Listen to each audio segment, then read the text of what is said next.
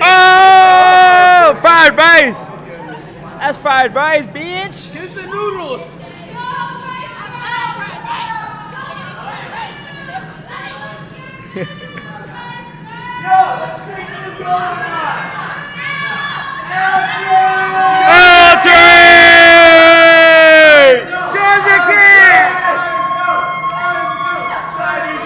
Chinese food! Chinese food!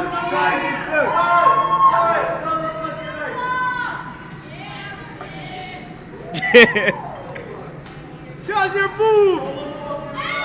Show your butt cheeks! Oh yeah, what is he drinking? What is he drinking? What is he drinking? Right now we got the worker. What is he drinking though? What is he drinking? The lazy ass What is workers! he drinking? What is he drinking? She's drinking. I don't know, but it's making her hotter. Like every time she drinks it, I'm just like. What were you guys drinking at tonight? Butt cheeks. Okay, so we started off in Soho, and then we went to Tribeca, and then we.